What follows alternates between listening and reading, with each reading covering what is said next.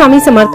तुम्हा सगळ्यांच्या आपल्या स्वामी सूत्र ब्लॉग या चॅनलवर मनापासून स्वागत. स्वामी भक्त हो, स्वामी जर आपल्या पाठीशी असतील तर आपल्याला कशाचीही चिंता करण्याची गरज नाही. कारण जिथे सगळं असमर्थ तिथे फक्त श्री स्वामी समर्थ. जिथे सगळं असमर्थ तिथे फक्त श्री स्वामी समर्थ.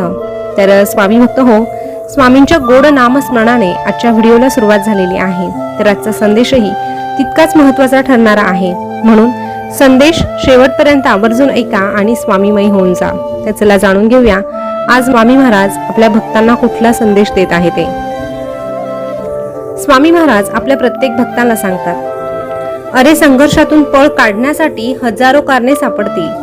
संघर्षातून पळ काढण्यासाठी हजारो कारणे सापडतील, पण संघर्ष करताना ठाम राहण्यासाठी दोन गोष्टी गरजेच्या असतात.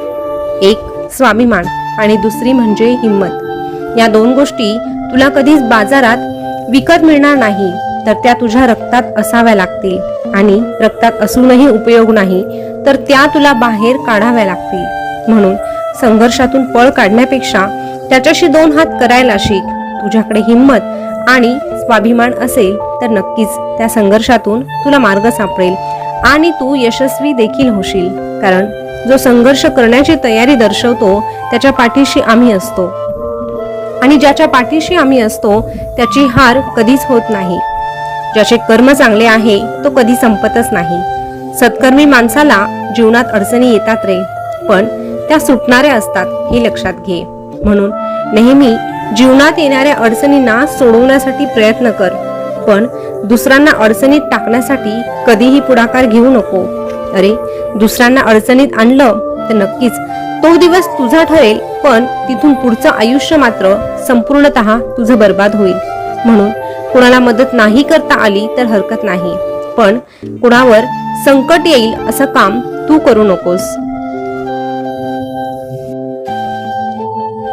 मग बघ, आम्ही देखील तुझ्या प्रत्येक संघर्षात, प्रत्येक अडचणीत अगदी विश्वासाने तुझ्या सोबत असू आणि तुला पुढे जाण्यासाठी प्रोत्साहन देखील आम्हीच देऊ. कौतुक करणाऱ्या 100 व्यक्तींपेक्षा प्रोत्साहित करणारी एक व्यक्ती सोबत असावी, जी तुझ्या आयुष्यातील सर्व नकारात्मक गोष्टी पुसून टाकेल. अरे आयुष्यात अशी नाती जोडण्याचा प्रयत्न कर, जी रक्ताची नसली तरीही हक्काची असली पाहिजे. रक्ताच्या नात्याशी जाणीव भरून निघाली पाहिजे. आणि असं कोणी जर तुझ्या जवळ नसेल तर ही माय माऊली सदैव तुझ्यासाठी आहे. आमच्यावर हक्क दाखव, हक्काने आम्हाला तुझी अडचण सांग, हक्काने तुझं सुख, तुझं दुःख आणि हक्काने तुझी व्यथा तू आमच्या समोर मांड. अरे तुझ्या प्रत्येक दुःखाची भर आम्ही भरून काढू. प्रत्येक सुख तुझ्यापर्यंत आम्ही घेऊन येऊ आणि तुझी प्रत्येक व्यथा आम्ही ऐकू. फक्त तू आमच्यावर डोळे झाकून विश्वास ठेव.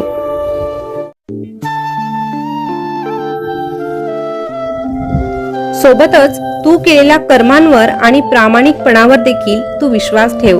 अरे जेव्हा तू प्रामाणिक असतो आणि तुझी कर्म चांगली असतात ना, तेव्हा तुला एवढं भेटतं की तुझ्याकडे मागायला काहीच उरत नाही.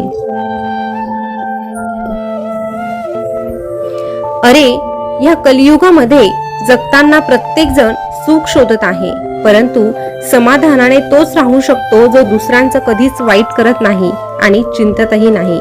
अरे सुख शोधण्यापेक्षा तू समाधान शोधण्याचा प्रयत्न कर. जो समाधान शोधण्याचा प्रयत्न करतो, ज्याला समाधान प्राप्त होतं, त्याला आपोआप सुखाची व्याख्या काय आहे हे कळू लागतं. म्हणून सुख शोधण्यापेक्षा समाधान शोध आणि सदैव तुझे सत्कर्म करत राहा. अरे जेव्हा तू सत्कर्म करतो तेव्हा खऱ्या अर्थाने तुला रात्रीची चांगली झोप लागते. चटणी भाकरी का होईना तुला गोड लागते आणि ह्या आयुष्याची खरी गंमत काय आहे हे तुला कळू लागतं. अरे जगण्यासाठी फार काही लागत नाही, जगण्यासाठी लागतं ते समाधान आणि मार्गदर्शन करणारा गुरु. आणि जर तुला आमच्यासारखा गुरु लाभलेला आहे तर तू इकडे तिकडे कशाला फिरतोस? अरे आमच्याकडे ये आणि आम्हाला तुझं सर्वस्व मान. जेव्हा तू आम्हाला सर्वस्व मानतो आणि सगळं काही आमच्यावर सोपवतो, तेव्हा नक्कीच तुझ्या आयुष्याची जबाबदारी आम्ही उचलतो.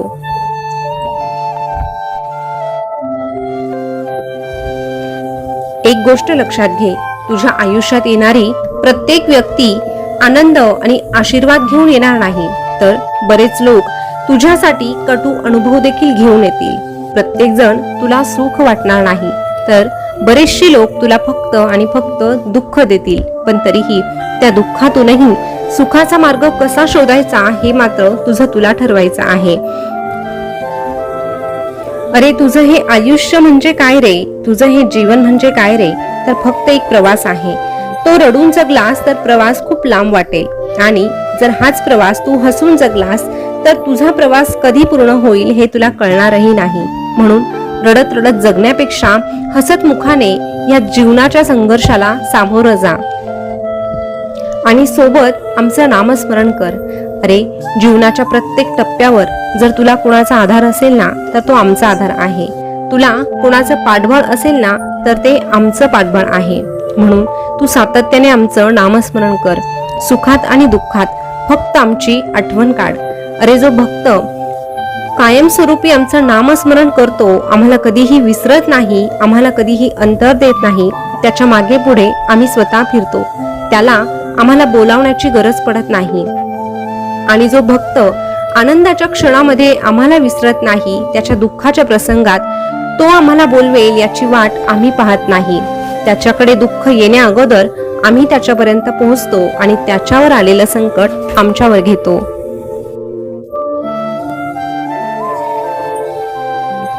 अरे ह्या कलियुगामध्ये जर तुला कोणी फसवण्याचा प्रयत्न केला ना तर त्याचाही फार तू विचार करू नकोस. तू फक्त तुझ्या मार्गावर चालत राहा, जो मार्ग सत्याचा असेल. अरे आमच्या भक्तांचा खटला हा आमच्याच न्यायालयात चालतो. आमच्या न्यायालयात खोट्याला अजिबात जागा नसते आणि आम्ही आमच्या खऱ्या भक्तांवर कधीच अन्याय होऊ देत नाही. म्हणून या जगाने तुझ्यावर कितीही अन्याय केला, तुला कितीही खोटं ठरवण्याचा प्रयत्न केला, तर तू स्वतःच्या मनाला सांग की तू खरा आहेस ना, तू प्रामाणिक आहेस ना. मग तुझी काळजी त्या ब्रह्मांड नायकाला आहे. आणि ज्या व्यक्तीची काळजी हा ब्रह्मांड नायक करतो त्याच्या साधा केसालाही धक्का लागणार नाही. थोडी शाश्वती तू फक्त बाळग.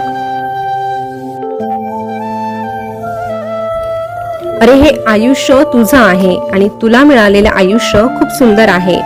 तुला जसं आवडतं ना तसंच राहण्याचा प्रयत्न कर. कोणासाठी कोणीतरी काहीतरी बोलेल म्हणून चांगलं किंवा वाईट होऊ नको, कारण तुझा अंतरात्मा फार काळ वाईट वागण्याची मुभा तुला कधीच देणार नाही. कारण तुझ्या अंतर आत्म्यामध्ये आम्ही वास करतो. म्हणून चुकूनही वाईट मार्गाला जाऊ नको. कोणीतरी तुला चांगलं म्हणावं या हेतूने तू स्वतःमध्ये वारंवार बदल घडवू नको. अरे तुझ्या मनाला आणि तुझ्या अंतर आत्म्याला जे पटतं ना तेच करण्याचा तू प्रयत्न कर. लोकांच्या म्हणण्याप्रमाणे आणि लोकांच्या मताप्रमाणे स्वतःमध्ये जर तू वारंवार बदल घडवत असशील तर हे तू स्वतःची केलेली फसवणूक आहे. म्हणून या जगाला आपलंसं करण्यासाठी खोट्याचा आधार घेऊ नको, कारण हे जग त्यांच्या गरजेनुसार तुझ्याकडे येत असतं आणि तू मात्र त्यांच्यासाठी तुझ्या सवयी बदलत असतो. अरे जर तुला ठाऊक आहे ना की तू ज्या मार्गावर चालतो तो वाईट नाही, तू जे काही करतो ते सत्कर्म आहे, तर घाबरतोस कशाला? या जगाची फिकर तू करू नकोस. तुला फिकीर करायची असेल तर तू फक्त तुझ्या कर्मांची कर. तुझ्या कर्मांमध्ये छेडछाड होता कामा नये याची काळजी तू कर. अरे जेव्हा तू तुझ्या कर्माचा विचार करतो तेव्हा तुझ्या हातून कुठलंही वाईट कार्य घडत नाही, आणि जेव्हा तुझ्या हातून वाईट कार्य घडत नाही तेव्हा हे जग तुझ्या बाजूने असो अथवा नसो, पण हा ब्रह्मांड नायक मात्र सदैव तुझ्या बाजूने असतो आणि तुला एकच सांगतो, भिवू नकोस, मी तुझ्या पाठीशी आहे. भिवू नकोस, मी सदैव तुझ्या पाठीशी आहे.